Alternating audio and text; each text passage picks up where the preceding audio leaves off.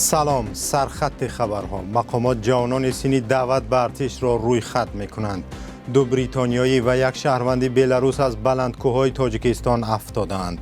در تاجیکستان بیش از 300 پدر را جستجو میکنند که برای فرزندان الیمنت نمیدهند. روسیه به انبارهای غله اوکراین ضربه زده است. این و دیگر خبرها در ادامه برنامه. مقامات رسمی به مسئولان در ناحیه شغنان بدخشان دستور دادند که تا تیر ماه امسال فهرست جوانان قابل خدمت در ارتش را آماده نمایند. بنا به گزارش خبرگزاری دولتی خاور، دستور مذکور را روز 20 ایول در جلسه حکومتی ناحیه شغنان بر رئیسان جماعت‌ها و کمیسریت نظامی ناحیه دادند. آنها را همچنین وظیفه‌دار کردند که آموزش شهروندان صینی دعوتی را در ناحیه بر راه مانده، شماره دعوت شوندگانی را که باید در دوره نوبتی سال 2023 به خدمت حربی دعوت شوند معین نمایند. از دیگر شهر و نواحی تاجیکستان نیز خبر می‌رسد که مقامات روی خط جوانان صینی دعوت به ارتش را تهیه دارند. در تاجیکستان دعوت به صف نیروهای مسلح همیشه با سر و صدا درباره بازداشت جوانان از کوچه و فرستادن آنها به ارتش همراه است. در خبر همچنین آمده است رئیسان جماعت‌ها و کارخانه و مؤسسه و دانشگاه‌ها عهده‌دار شدند که روی خط جوانان صینی خدمت را به کمیسریت نظامی ناحیه پیشنهاد کنند که سوالها را درباره قانونی بودن این دستور برمی‌انگیزد. دعوت تیرمایی از ماه اکتبر آغاز تا آخر نوامبر دوام می‌کند. و مقامات انتظامی تاجیکستان در جستجوی تقریباً 350 پدری هستند که بعد جدایی از همسر حق فرزندانی نابالغ خود را نمی‌پردازند و یا از پرداخت آن سرکشی کردند. در فهرست این افراد که در اختیار رادیو آزادی هست دیده می شود که همه افراد مورد جستجو برای آن به جوابگری جنایی کشیده شدند که ماهانه از 100 تا 300 سومانی الیمنت برای فرزند خود را ندادند.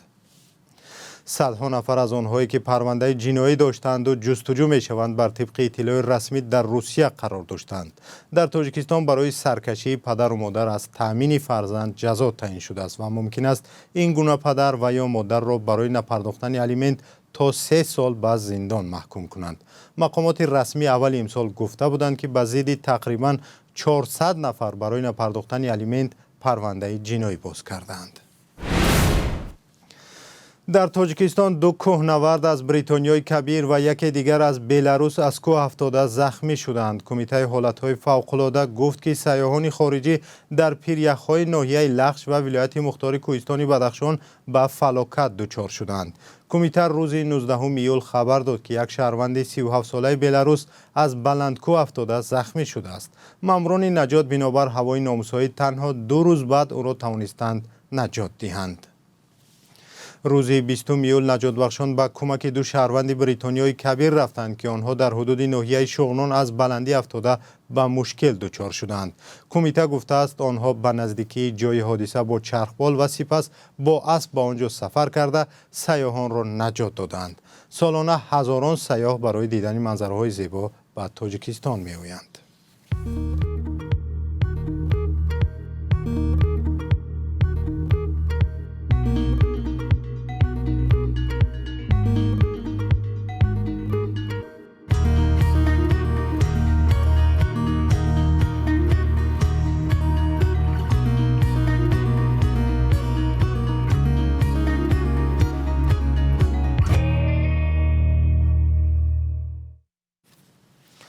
مقامات اوکراین میگویند نیروهای روسیه حمله‌های هوایی به جنوب کشور از جمله به انشاءات بندری و انبارهای غله‌دانه را روز 20 ایول هم ادامه دادند.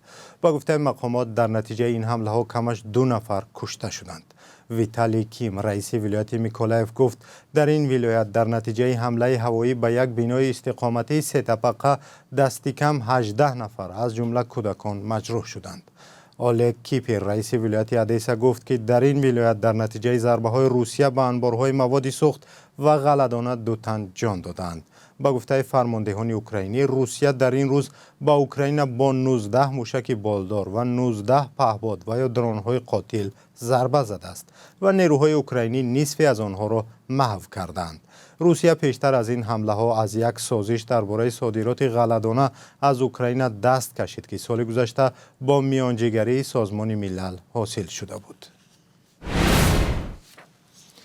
مقامات تاجیک میخواهند که دیگر ماشین های کهنه را به کشور راه ندهند. شاید از سال آینده تنها ماشین های را اجازه وارد شدن به تاجیکستان بدهند که بعد سال 2013 استحصال شدند. یکی از هدف های این تصمیم جلوگیری از صدمه های نقلیاتی گفته می شود. ولی بعضی رانندگان بر این نظرند که با منع واردات ماشین های کهنه پیش راه صدمه ها گرفتن نخواهد شد، بلکه مشکل در دیگر جاست. مشکل در چیست و چرا میخواهند که دیگر ماشین های کهنه را به تاجیکستان راه ندهند؟ گزارشی را در این باره ساعت 16 به وقت مسکو و ساعت 18 به وقت دوشنبه در برنامه خبری و تحلیلی اخبار آزادی همراه میبینیم. اینجا و در پایان برنامه برایتان قرب اسعار در تاجیکستان را میگوییم. بانک ملی به طور رسمی برای روز 21 ایول $1 آمریکایی را 10 سامانی و 91 درم، 1000 روبل روسی را 120 سامانی و 50 درم و 1 یورو را 12 سامانی و 20 درم مقرر کرده است. یادآور می‌شویم که قرب اسعار در بانک‌های تجارتی گاه از قرب رسمی کمی فرق می‌کند. خبرهای بیشتر و گزارش‌های ما را در برنامه اخبار آزادی انتظار باشید که ساعت 16 به وقت مسکو و 18 به وقت دوشنبه پخش خواهند شد. خدا نگهدار.